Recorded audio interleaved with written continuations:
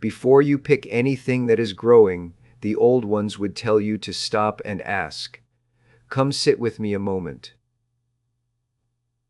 In Diné tradition, and I am only retelling what I have been taught, the people did not look at the plants around them and see resources. They saw relatives. And you do not walk up to a relative and take whatever you want without a word. So they taught their children 3 things, and the children taught their children, and it is still being taught today. Ask first. Take only what you need. Leave enough behind that the plant can live and go to seed and still be there for the ones who come after you.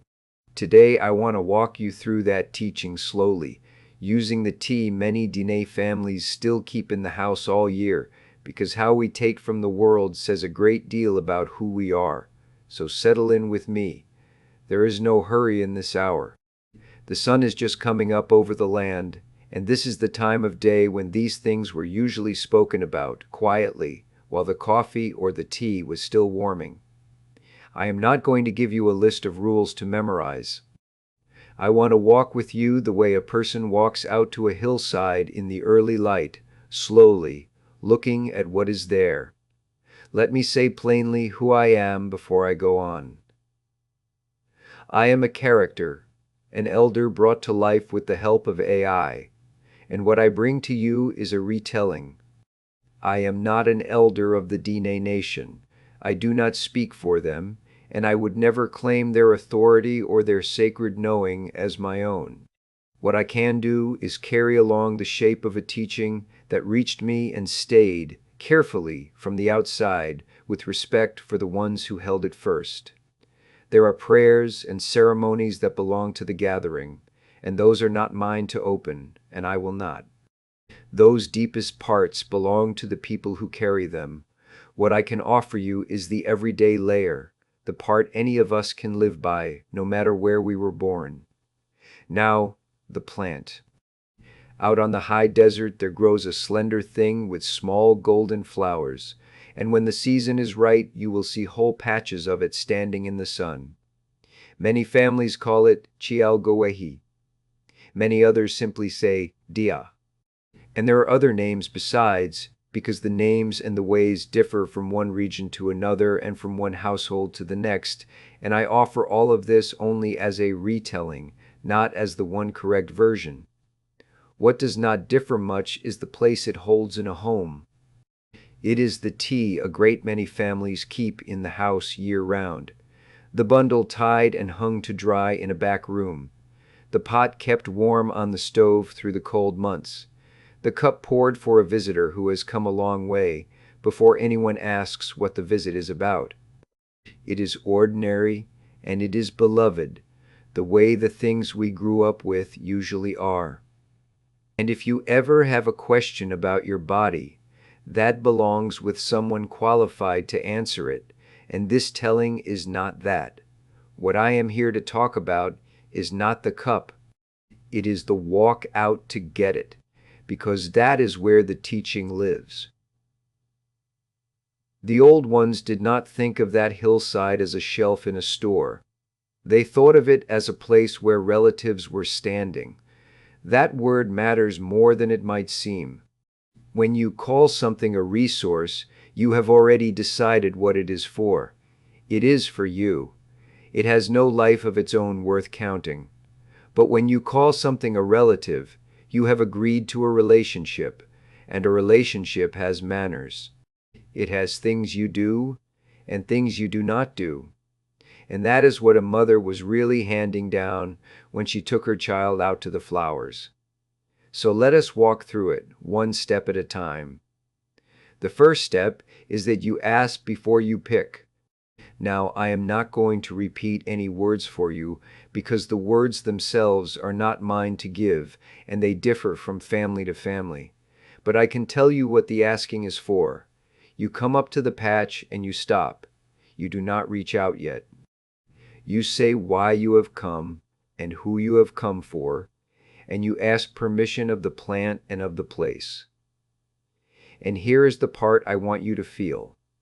Whether or not you believe a plant can hear you, The asking changes the one who is asking. A person who has to say out loud why they have come cannot take carelessly. You have just made yourself accountable to something outside yourself. You have slowed down. In one breath, you have gone from being a person grabbing something to being a person receiving something. The old ones understood that the pause is doing work in you, and that is why they never let it be skipped. The second step is that you take only what you need, not what you can carry. Not all of it, because it is there and it is free, and next year who knows what your house actually needs. If you need enough for the winter, you take enough for the winter. And the old ones were honest about how hard this is, because there is something in all of us that wants to take extra just in case. But greed was understood as a kind of blindness. The person who fills every bag has stopped seeing the hillside and is only seeing their own worry. And a person who cannot stop taking when they have enough will have that trouble everywhere else in their life too. So the gathering was a place where children were taught to know the feeling of enough with their own hands, out in the open air where it is easy to see. The third step, and I think this is the heart of it, is that you leave enough behind that the plant can live and go to seed. You never take the whole of anything. You take some and you step back and you look. And what is standing there has to still be a living patch, strong and rooted, with enough left to flower and drop its seed and come back next spring. This was not sentiment.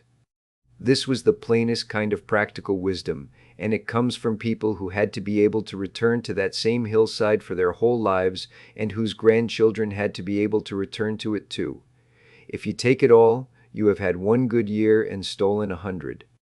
The old ones did not think of the harvest as a single event.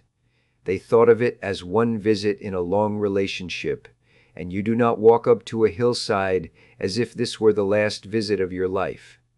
Which brings the fourth step, and it follows right behind. You never strip one patch bare. Even when you are taking only a little, you move. A handful here, then you walk on, then a handful further along.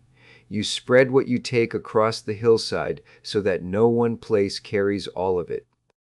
A patch that gets picked over and over, even gently, will thin out and go. So you share the cost of your gathering out over the land, and you leave the strongest plant standing. And if you come to a place that looks tired or that someone else has already worked, you keep walking and you let it rest.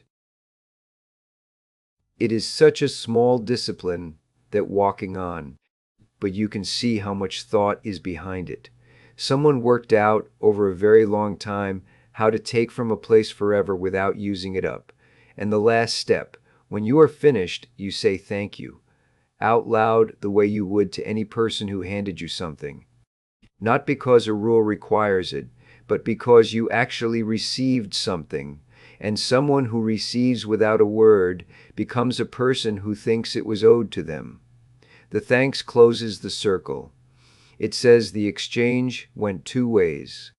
And I think that is the part the old ones cared about most, because a person who says thank you to a hillside is unlikely to be cruel to anything smaller than themselves. Now let me say why each of those steps matters together, because they are one teaching, not five. What they build, all of them, is a relationship that runs in both directions. You get something. The plant, the place, the ones coming after you, they get something too. They get to keep existing. And that is a bargain the taker has to actually honor every single time, because nothing out there can enforce it. The hillside cannot argue with you. It cannot stop you. The only thing standing between that patch of flowers and the end of it is what kind of person you have decided to be while nobody is watching. The old ones knew that, and so they did not build a fence. They built a child who would not need one. And that is the thing I most want you to hear about, how this gets passed along. A woman was asked once what her mother taught her about gathering, and she said her mother did not teach her where the plants were. Her mother taught her how to go to them. That is the whole thing right there. The location is easy. Anyone can be shown a hillside in an afternoon. What takes years is the how, the stopping, the asking, the hand that knows when it has enough, the eye that looks at what is left standing and asks whether that patch will still be here for a grandchild. That is what actually gets handed down, walk after walk, season after season, and it is handed down mostly in silence, by a child watching an adult do it right when it would have been easier to do it fast. And notice what a child learns in that. She is not only learning about a plant, she is learning that other living things have a claim on her. She is learning to take less than she could. She is learning that the future has a seat at the table today. Those are not gathering lessons. Those are the whole shape of a decent human being, taught out on a sunny hillside where a child can see the results of her own hands. Which is why this teaching does not stay on the hillside. Ask first. Take only what you need. Leave enough behind. Never strip one place bare. Say thank you. Now hold that up against everything else we take in a life. We take from the land. We take from our work and the people we work with. We take from our families, from the patience of the ones who love us, from a friend who always answers the phone. Every one of those is a patch we can go back to, and every one of them can be stripped bare by someone who takes without asking, who takes more than they need, who never once looks back to see what is left standing.